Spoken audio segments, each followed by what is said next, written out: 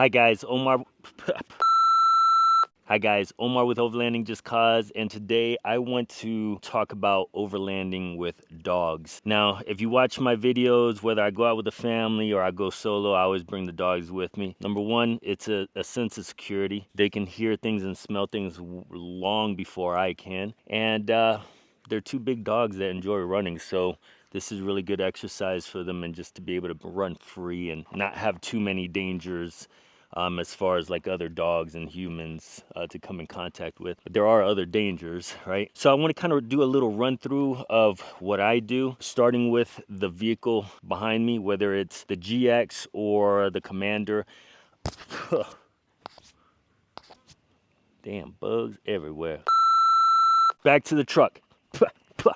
I've set the GX and the Commander up so that I can travel with the dogs and they have their own space. The biggest thing that you want to make sure of is that there is plenty of space for, you know, your dog or dogs. I have two big 80-pound dogs and they need their room. So I have enough space in the back for both of them to lay down or stand up or sit, you know, whatever they want to do, however they want to travel. But the other thing on top of that, as far as being in the vehicle, is securing things around you. So I got on this trail, Bald Mountain Trail that I'm on now, and I didn't air down, too lazy to do that. So I just kind of went slow, but the bumps and the movement, it rattled us a little bit, shook us from side to side, not a big deal. But if I had loose things in my vehicle, they would be, you know, rolling on them or falling on them, or, you know, just things like that. So be mindful of securing your gear. And if you notice, everything is pretty much secure. This set up by the seat belt. If you notice, I have a bungee cord going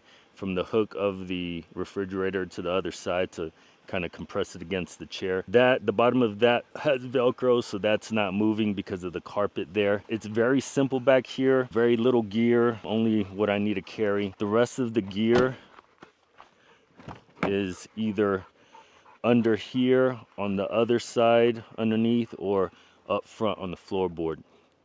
So again, I'm just keeping it simple and allowing them enough space to kind of, you know, be able to relax. The second tip is make frequent stops. Dogs, just like, you know, humans and kids, we get antsy, and being in the vehicle for 3, 4, 5 hours, it starts to suck after a while. So get out, stretch your legs, and just make sure that you're in a safe area to do that. When I'm driving from where I live to the mountains, it's usually anywhere from 2.5 to, you know, sometimes 4 hours, and I'll try to hit up rest stops on the way, because I can kind of park out of the way, put the dogs on a leash, grass is right there, and they can take care of business and smell around for a couple minutes, and then we just take off again. Speaking of leashes, the next tip would be to obviously know your dog. If you feel like if something happens and you wouldn't be able to recall them, then they need to be on a leash. Whether it's they see a deer and they scatter after that deer, or they see a rabbit, or they see another dog or human and they go after them or approach them without being recalled, then you definitely need your dogs on a leash. Someplace like this, it's very remote. You know, the difference between this Bald Mountain Trail and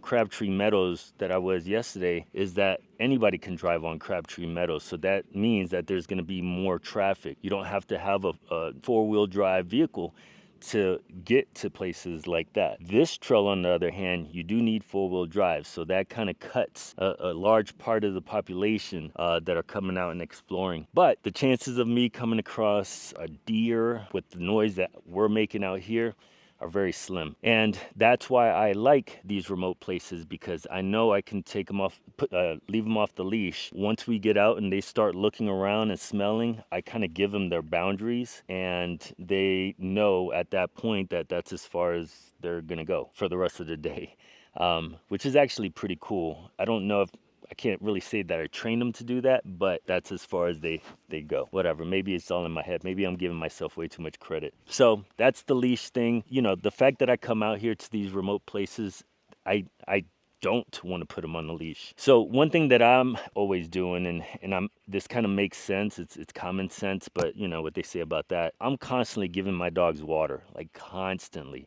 and they drink it, right? So I know that they're thirsty. So don't forget to do that. I know it's easy to do because especially when you're with the family and you're out running around and exploring and setting up and cooking and all that, you know, the dogs are kind of just sitting there, and hours of not getting any water, you know, will lead to dehydration quick. And again, that goes the same for kids. Kids will play around for hours and not even think twice about drinking water. So just constantly have that in the back of your mind that they need water, and I want their bowls filled all the time. Clean up after your dogs. They kind of do their thing and they pee wherever they want and they poop. If they're pooping like on the campground, and sure, yeah, pick it up. But if they go out into the trees and take care of business, I just leave it. If it's on the actual campground where we're staying, then I pick it up. Speaking of picking up poop, pick up your trash. I know this is a tips about overlanding with dogs, but man, every campground that I've gone to